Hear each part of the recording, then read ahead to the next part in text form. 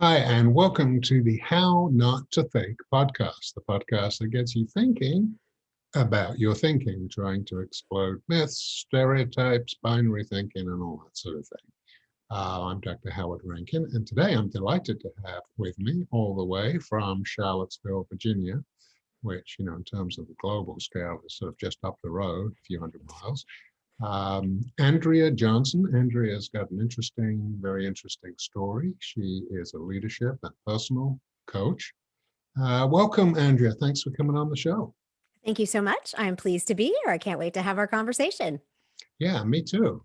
You have an interesting background, particularly about how you grew up and where you grew up. So tell the viewers/listeners about your early years and how all of that influenced where you are today.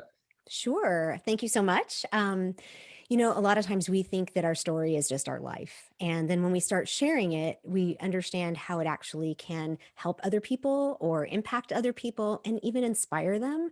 And so when I start sharing my story and I say, well, I grew up in Korea, people people automatically go, wait, what?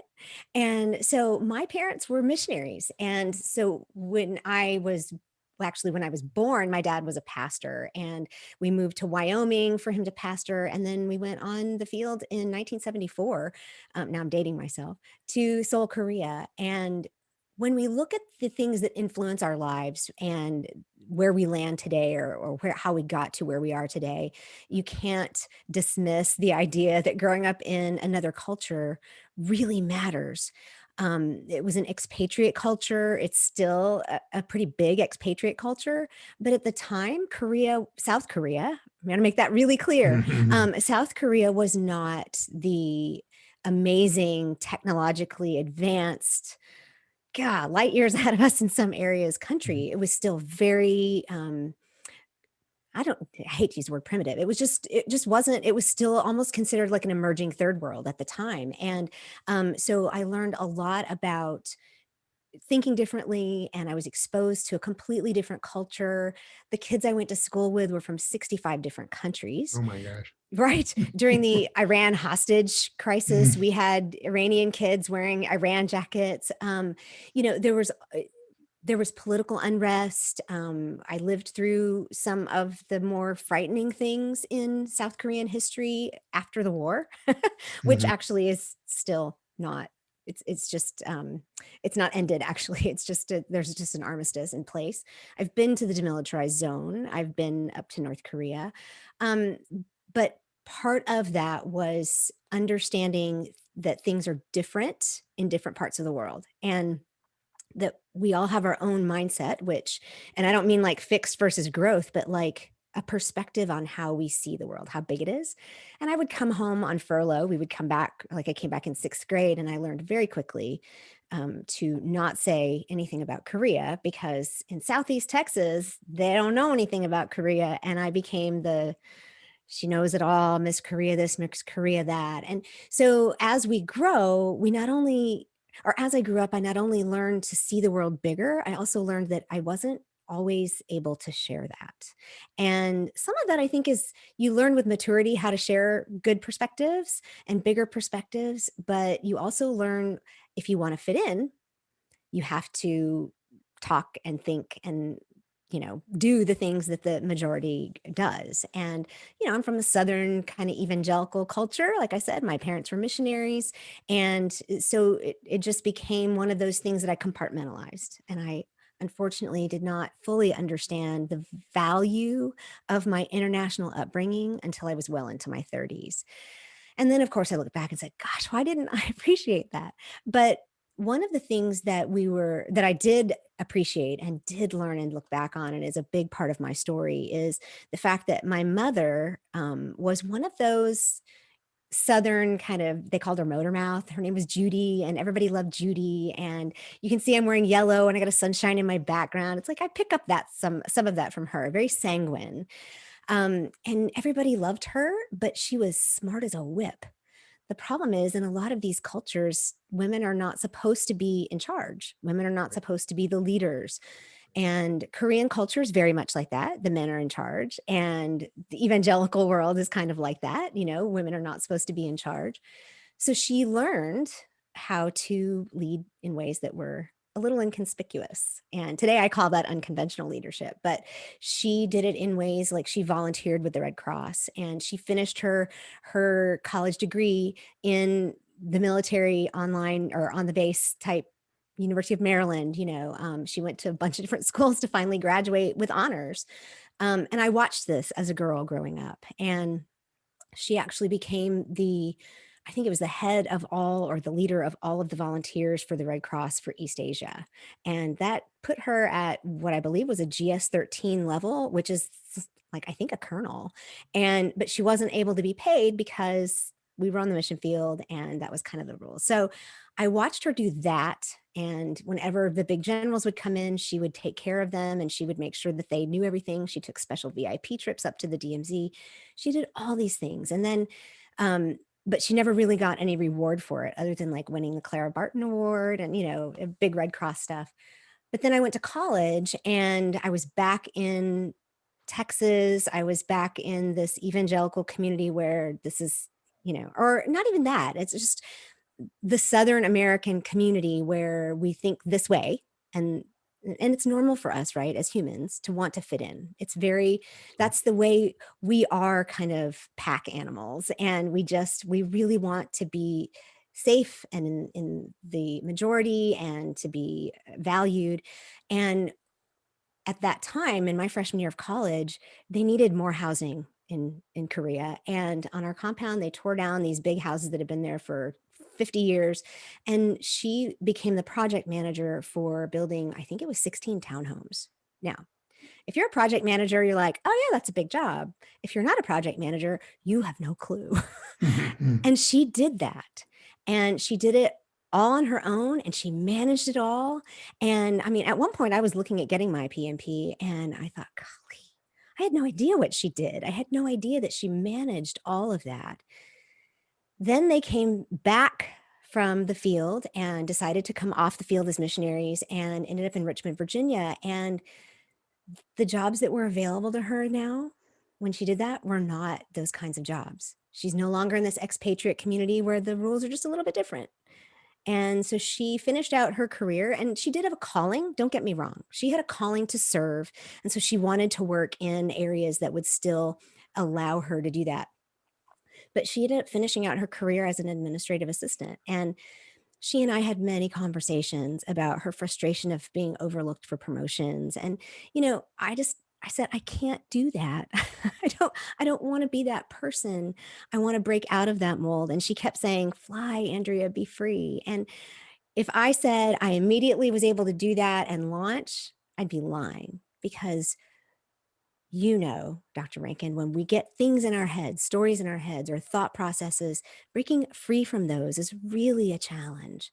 So my story concludes, we can go into some of it a little bit more detail, but it's a 33-year journey of finally saying, wait a minute, why do I think what I think? Why do I believe what I believe? How do I want to act?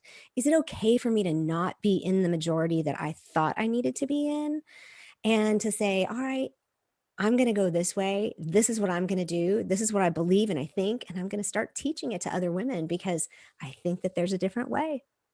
Yeah, there is a different way. There's Mhm. always a different way. So how old were you when you went to South Korea? I was 7 years old. Okay. I was like finishing up second grade in the United Okay. States. All right. And did you have any siblings at all? I do. I have a younger sister who is 5 years behind me in school. And so traveling over there, I would have to tell you the perks of traveling internationally. We stopped in Hawaii on the way because it's halfway, and on the way back. So we have great stories. But she was 3.5 when we went. So she has very different memories. And she was younger. I graduated from high school and came home. She came home in the middle of high school. So things are just a little bit different for her. One of the things that I've certainly got to realize over the years in my practice is that the roles that we play in our family, particularly growing up, really shape how we interact with people and how we think about others. It sounds like that Oh, yes. probably was in play here with you too. Absolutely. And as a matter of fact, my husband and I did some counseling when we were serving in Baltimore, and the counselor sat us down and said, "Let's talk about your family tree." So he was a family dynamics counselor, and it was very eye-opening to see that my dad as the oldest, my mother as the youngest, me as the oldest, my sister as the youngest, the way things happened. She married before me, so we kind of switched birth order a little bit Hmm. and had children long before me. That's part of my story as well. But I do think that it makes a difference. And in many ways, looking back, I'm a little more, my dad left home as soon as, went to college and never went back. And I Mm. kind of did, I sort of went back for a few years. I was allowed to come land for a few years, but I kind of did the same thing. I didn't live in the same town as my family or anything. So we've not lived in the same city other than me going home for a few years. And I think that really does make a difference because things are put on us as the older child to process differently. And, the younger children come along and they learn. Yep. I learned And the you, hard way. right. And so do your parents. They've had a Right. trial run with you, and now, Absolutely. yeah, yeah, yeah. I'm just fascinated by those roles, as they always seem to resonate with people, Hmm. and also, I can relate to it too, and see how my own journey. But it just takes, even if you recognize it, you can't just take a switch and say, "Oh, I've got to stop being the peacemaker or the black sheep or the too nice," or what. I mean, yeah, awareness is Right. great, but translating that into interacting differently is quite different. Well, and it's funny you mentioned the black sheep because I've always said I was the black sheep. And, even at Myers-Briggs, I have a different personality type than all of them. And I'm just really, I really didn't fit in, even in my own personal family of origin of four people. And as I'm looking across the room, I have a black sheep picture on the wall. I have a black sheep blanket upstairs. I've learned to embrace that and say, all right, this is my uniqueness and it's good, right? Because I'm created the way I'm created, and I need to celebrate all of that and find the things that are helpful and not rail against that, because I did for the longest time. I was like, why can't I be different? Because you're not. Right. So, with this background, how did it influence where you are today, where you are trying to help women uh, out, what's the word, outgrow some of the issues that they're facing with, or deal with them more effectively? I think the word I like to use is perspective. I think when we can change our perspective of things, it really helps. Because through all of this, my journey in personal growth really started in the hospital for a 12-week program, inpatient program for bulimia and depression. And it was then that somebody first looked at me and said, "Why do you think the way you think? Why do you believe what you believe?" Not that there was anything wrong with any of those, but if we don't ever have the curiosity to question it, then we can't decide for ourselves. Then we're just taking what someone else has put on us.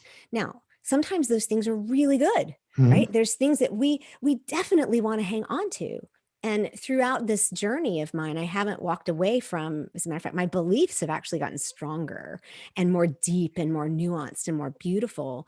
But the things that I want to help women walk away from are certain ideas that are not rooted in, like, if I'm talking to the Christian community, they're not necessarily rooted in the Bible. They're actually just in society, Western Mhm. society. And if that's the case, then we have to choose, do we want to participate in that or not? And when we start to conflate those things is when we have a problem. That's when we start to say, well, but to be a good whatever, I have to do A, B, or C. Then we've got this process of thinking that is not constructive because we're not actually looking at who we are and our uniqueness and our beauty and the way we were created. I mean, people think that being called a snowflake is a bad thing. I don't. I think being called a snowflake is an awesome thing because that means I am uniquely me. And Mhm. with all my great habits and bad habits and personality Right. traits, but I think helping women see that their unique makeup, their unique contribution does not need to contradict the things that they see if they're a Christian in the Bible, or even walking away from any of the social constructs that we have, whether they're however they do spirituality, is not necessarily bad. It's hard. Oh, yeah. Don't get me wrong. Mhm. Many tears have been shed by me, but it always comes down to it's my responsibility. It's my choice. And that's what my personal growth philosophy is all about, is that it is an active pursuit of becoming more me. Yeah, absolutely. And you've got six stages, as it were, or concepts in your intentional optimism. I completely agree with you that you're the only one who can do it. I mean, no one can do Right. it for you. They can support you, they can help you, they can guide you, they can give you all sorts of valuable stuff, but nobody can do it for you. That is your life challenge, whatever those challenges are, and everyone has them. Yeah. Right? So how are you going to deal with them? And the first part Right. is obviously recognizing them Oh, and awareness. accepting them. Right. Right? That awareness is really key.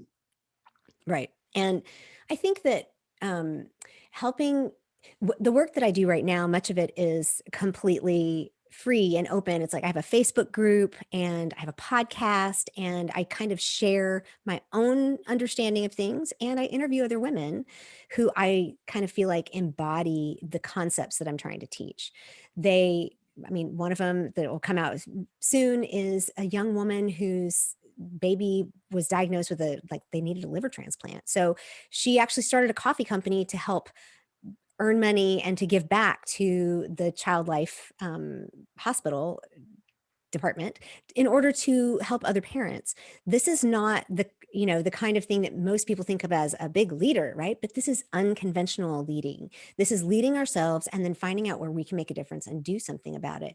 And that goes back to the shaping our perspective. When we look at leading as I have to go out front in front of a crowd and tell people what to do, that's not real. That's not what leadership is. Leadership is looking at yourself in the mirror and say, who do I want to be? All right, how do I get there? And I'm going to do that. These are the steps I'm going to do. And then you do that and you're a role model. And tons of people out there talk about being a role model.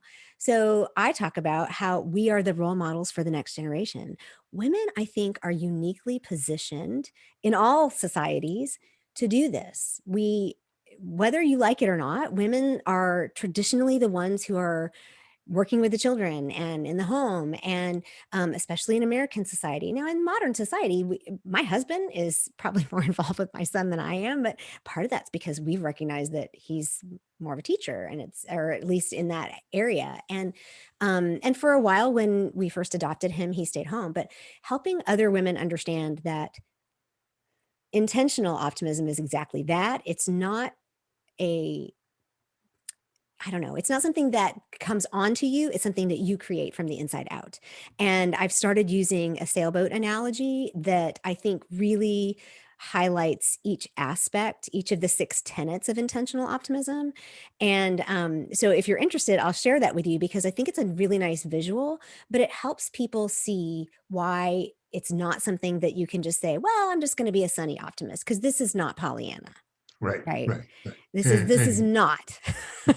right, right. And honestly, you could say that, but you wouldn't be very effective, I don't No. think. How long would that last?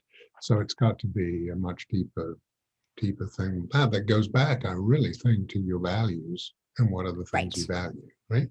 Right. And of course, every single one of us has different values, Mhm. but when we know what they are and we can align, that's when I work with coaching clients, is one of the first things we do. It's like this long values thing. And you may need to do that 2 or 3 times in order to get to the core ones. For the longest time, I thought my top value was freedom. But I realized over the last kind of year and a half, where I've had to step further away from some of these social ideologies or social constructs or like a tribe, that what I really value is authenticity and community which then gives me the freedom that I'm looking for, because then I'm free to be myself. But when you don't know that, then you don't make decisions that are based upon your own values. I say that values are the guardrails for your life, like in bumper cars or in bowling. It's like, these are the guardrails that keep the bowling ball from going into the gutter. Your values help you make your choices. So yeah, I totally agree. Yeah, and I do think that. I think that's important. I don't know how many people actually sit and really think that through. They may say, oh, well, I believe in this, and I think this Right. is good, and I like it when I do this. But, have they thought about it framed in this way is, Right. what are your values? And also, what's that hierarchy of values? What's at the Right. top? What is Right. most important to you? And create that. And now, are you living a life that is aligned with that? Right. And what I usually tell people is, start with what makes you really angry, and then get the opposite. Mhm. That's where you start, because if something makes you, like for me, the fear of not fitting in was so big and was so huge that I even went through one period of time where my mom and I wore like all the same clothes, and I had this aha moment that I was dressing like her. And I literally cleaned all the clothes out of my closet, took them in there and dumped them on her bed. I don't advise that you do this, because it was a really not mature, not nice thing to do. But I said, I'm done being you. I'm going to be me. And I just dumped them on her bed. She's like, what on earth is this? And the idea there, though, is to recognize that I wasn't living me. I was trying to fit in. So in the last probably 6 or 8 months, it just dawned on me, oh, all this fear of not fitting in and blaming other people for trying to put me in a box, a square peg in a round hole. The reality is I was doing it to myself, and I was trying to fit in. And I realized that's because community is so important to me, and I crave that. And so it's like, then I said, oh, okay, well, I'm going to turn around. And I'm going to create the community that I want to be a part of. And that's part of what this Facebook group is, this global group of women who are all kind of dedicated to living intentionally optimistically. I have people join every day who say, I just want a little bit of a brighter look on things. I'm like, okay, come on in. You're going to get hit with some stuff, but come on in, because, we actually do teach in there. So. What do you think are the blocks for optimism for most people, or just generally? I had a conversation with a gentleman yesterday who said, for him, the biggest block was that he's a realist. And I think that people say, well, I have to be realistic. Well, sure, you have to be realistic. If you're going to be optimistic, you need to know what you're not, right? You have to be willing to see all the sides, not just both sides. And so I think that is that, and the inability, the idea that they don't have any options. Because when you don't have any options, or when you think you have no options, then you're kind of in a corner and you're back against the wall, and we don't have the ability to get any speed up or like to run anywhere. And so I think those are the main things that I see. And quite frankly, people just say, well, I can't. Well, I can't. Well, I think there's a misconception also in the word optimism, isn't it? Well, when people think Yes. of optimism, they think, oh, I got to be smiling all the time and be feeling happy, and hey, everything I look at, I've got to see the good side of things. No, that's not what optimism is. That's not what optimism is at all. No. I think it's much more what you've been talking about is being aligned with your values, knowing where they are, being sure of that, and having confidence that you are going down the path that you really want to go down, that uses your talents and is meaningful to you. Right. But this notion that optimism is about always having a smile on your face and everything is wonderful. No, that is not, I'm sure, not what you're preaching. Nope. And I think it was one of the reasons why it does put people off, because they think mistakenly that's Right. what it is, right? Well, but part of being willing to grow is being curious. And so I get out there and I talk this way, but I could not find another phrase or term, because what I wanted to use was sanguine. And Mhm. my best friend was like, Andrea, nobody knows what sanguine means. Right. And I'm like, I know, but that's the real word I want to use. She's like, yeah, nobody knows what that means. So I said, okay, I have to use something else. And so that's why I put intentional in front of optimism. This is not, I mean, the story of Pollyanna is that she realized that just being positive all the time actually isn't the answer. And so being able to say, this is an intentional pursuit. This is what I want to be, and I tell on my podcast and in my group and my coaching clients, I tell them I'm learning in this area. This is constantly something that I'm having to work at. And there are areas which I'm better at it than others. And if, And I think part of that, I really believe that wisdom comes from virtue and values. right, And part of wisdom is definitely recognizing what you don't know. right, And saying I don't know is not a negative. Okay, right, it is not a negative. You can feel right, perfectly great about saying, you know what, I don't know. Okay, because it keeps you open-minded, it keeps you being able to think critically, and that is positive. You don't have to do it with a smile on your face, but that is positive. And right. it's about not going with the sort of stereotypic gut reaction to a word like optimism or pessimism or anything, but really digging down and understanding what it means. Right. And when you talk about not knowing the answers, that's the pursuit of personal growth. You have to start with the idea that I just don't know all the answers. And I'm employed at a major university, and I oversee and supervise over 17 people. And there are plenty of times as an operations manager that I have to say, I have no idea. You know what? Let me get back to you. And people find more trust in that kind of an answer than an answer of, well, no, it's this. And, as parents, it's real easy to just say no. And then your kids say, well, why? And I was that kid, and I have one. And it's the same thing when women come to me. I'm a pastor's wife, right? Women will come to me. And the very first one that came to me when my husband's very first pastorate, she came to me and she said, I need to know an answer to this. I looked at her and said, why are you asking me? And she said, because you're my pastor's wife. I said, oh no. Because I don't know the answer either. So we went and looked for it. And that I think was just a blessing. But, it just, a lot of times I deal with women who are afraid to say, I don't know, because they're afraid that they're going to get dinged in their job, or they're afraid they're going to look unintelligent. But the reality is, when we don't have all the answers, we're open to finding even more than just that answer. Yeah, and even when you have an answer, it's pretty nuanced anyway. So you've still got to be open-minded about it. In my book, I Think, Therefore I'm Wrong, I came across this wonderful quote by a British statistician called George Box. He was talking about scientific models. And he said, all models are wrong, some are useful.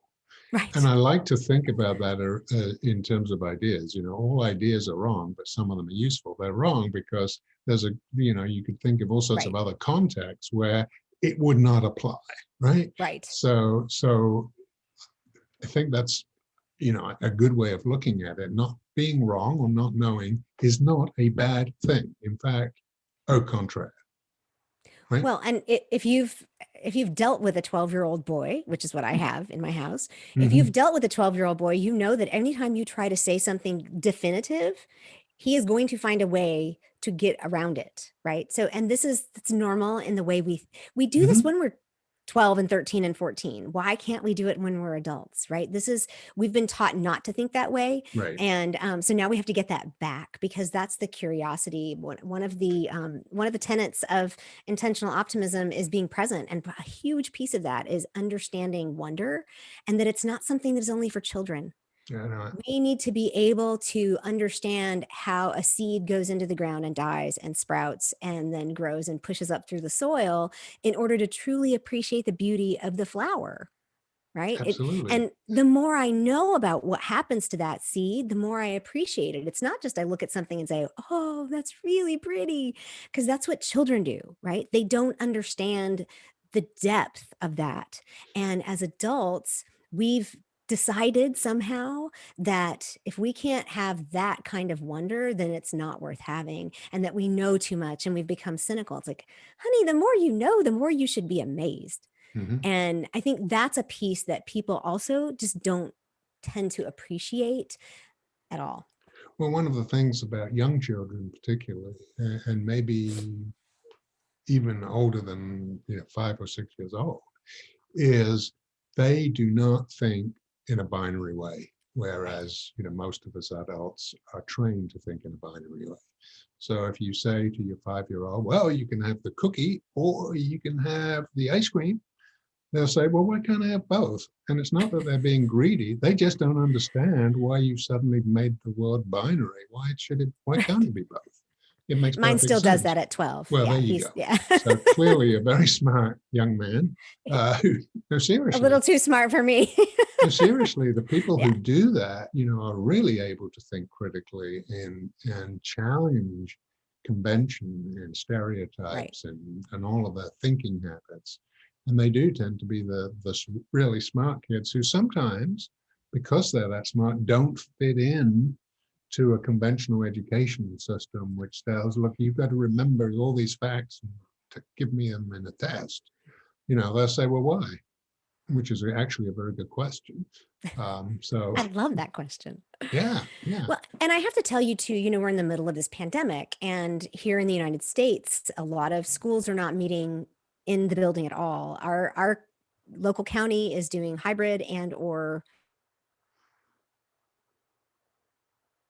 doing one or the other. They've given us the option to do either hybrid school or 100% virtual school.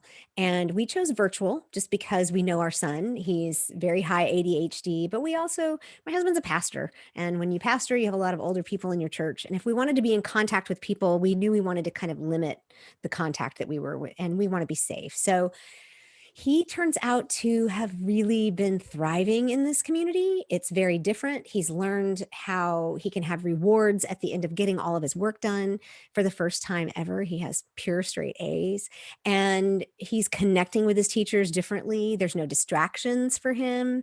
And so for us, learning how to parent an ADHD child was an extreme growth opportunity because our parents said you do this and we did it, and that's just not how it works. So we had to learn a completely new way of thinking. But for him, I don't know that going back to conventional school will ever really be the answer. And I'm one of those forward thinkers, I think, on the horizon. So I told my husband, I said, if we do ever get back to completely normal and they tell me he has to go back to school, I said, we might want to look at this virtual option. There's all kinds of them. And I think people forget that there are options that they can actually use. And it's not just that he can't learn in that regular environment. He's learning all the same things. He's testing well. He can recall. He doesn't have those issues. But for him, it's the social interaction and the stimulation of the environment. And we figured out a way to kind of give him both the best of both worlds, which I know we're really blessed. And we're blessed to be able to do that with him. But I think it's Yeah. just a really good example. Yeah, no, excellent. And so many kids diagnosed with ADHD or even ADD really are very smart. They don't think the Yeah. same way, which is actually a blessing, not a curse. Right. Right. And yeah, you do need to look at the environments that work best for them. And it Yeah. sounds like for him, yeah, absolutely. He probably worked really well virtually. And Um, at first it was a little awkward, I mhm, mean, at first, mm, he's sixth grade. So it's like mhm, he was getting yeah, on YouTube and we had to figure out some things, but we figured it out because we have the understanding that anything we need to do, we can figure out. And I think that goes back to the definition of optimism. And when you talk about the word positive, there are many nuances to that. I love that word. That word itself is very nuanced because it doesn't just mean that it's half full or sunny. It also means that I'm positive about something. I know mhm, something. It is one side of the battery, right? You have to have both. And so for us to be able to learn in that way and to help him see things differently, he's going to have a different view on life when he hits teenagerhood and absolutely. adulthood, and Yeah, so I'm grateful and thankful that I'm raising him great. as an older mother. No, no, good. Yeah, and there's benefits to maturity as a parent. Okay, so let's talk about, in the last few minutes that we have, let's talk about specifically where people reach you and exactly what you do in the Okay. various scenarios. So I am officially a certified speaker, trainer, and coach through the John Maxwell Team. So I am very leadership oriented, and I see one-on-one clients, and I do all of this virtually right now. But I also enjoy working with really high-powered, mission-driven women. So I have contacts over in Portugal. I mean, and because I'm an expat, I work well. My Facebook group is called Intentional Optimists. And if you want to join, feel free. It's only for women. My dad wanted to know if he could join. I said, sorry. It is only for women. And what we do inside of there is I teach in there, and we have a book club in there where we're actually doing personal growth books. We just finished Atomic Habits this month. We're working on, and we're doing one a month.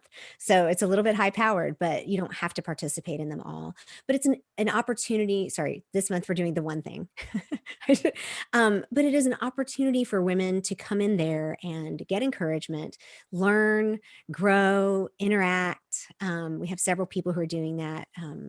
Who are actually sharing some things in there, and it's growing. All of us, it was like 100 people last year, and we're almost at 300. So Wow, it's that's small awesome. but mighty, right?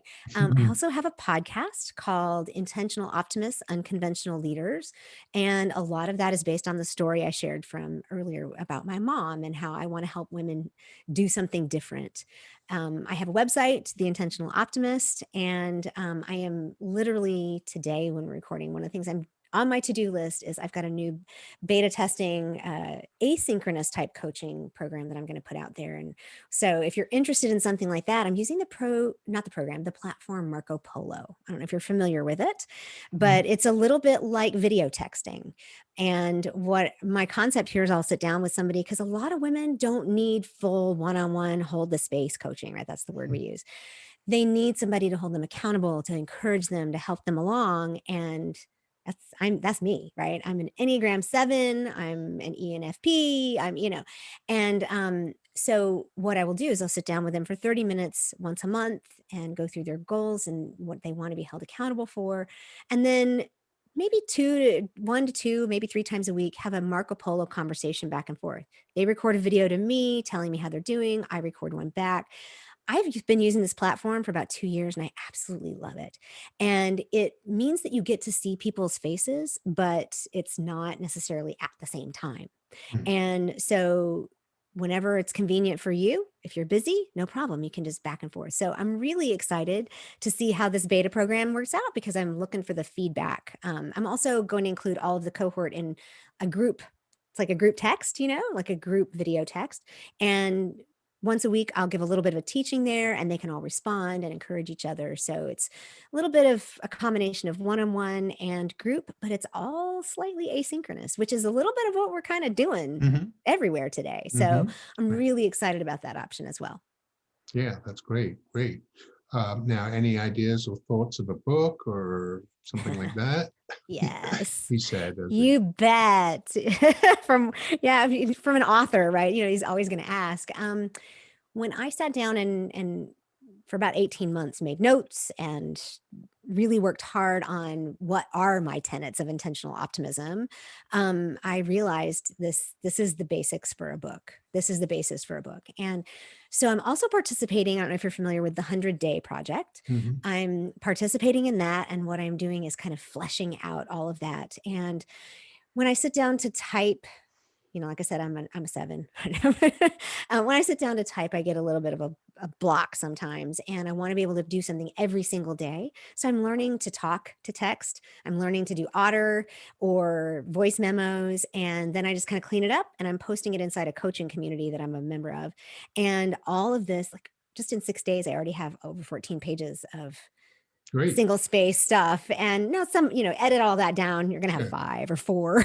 But so this is kind of the basis for me to put together my story of origin and all of that, to kind of, and the podcasts, all my scripts for my individual podcasts are all going into this one big folder. And it's like all of this is feeding the idea for a book on intentional optimism. And Absolutely. Yeah. yeah, so I'm a little excited about that. Well, that's great. You have to have you back on when the book is finally out, right? Yeah, just 5, 10, I don't know how many years, but No, we'll no, no, see. no. Come on, let's be optimistic Let's about be it. optimistic. Yeah, yeah. No, So, writing is an organic, evolving process. But once you right. get going and past a certain point, if you're intentional and committed to it, it Right. suddenly becomes possible, and you can see how it will And get part of that finished. 100-day thing is getting in the process of doing it on a daily basis. And it doesn't have to be a big thing, it can just be a small thing each day. And so for me, that's developing the muscle of doing that creative content creation every day. And so I'm hoping it won't take me as long as It will. as I get to day 100. It won't. Only Although on day I 6. know people who got stuck forever, but I don't think you will get stuck. Let's put it that way. Well, I Um, am intentional too about my support group, right? mhm, Having a good circle of really great supporters who are willing to read the stuff and listen to me and just right. say, "Hey, Yeah, that's I know nice. this is not your best work, but you're getting there, and just keep doing it tomorrow," right? Because a lot of times it's just the repetition that we need to actually get things done. Well, that's great. Thank you so much for sharing the story and what you're doing. I think it's awesome. I think Thank it's you. needed, and clearly you're adapting. I like the word adaptive, Yes, right? And sometimes I've used adaptive thinking rather than necessarily positive thinking, because I think sure. that's really what positive means. It's adaptive. Well, it's Um, resilience and Resilience, flexibility. yeah, and grit and all that stuff. Right. For those watching and listening, the details again for where to reach Andrea will be in the show notes. And any last words? Don't think that you don't have what it takes. Your story is unique. Your skills and your abilities are unique. Everything that you've been through is preparing you for the next step.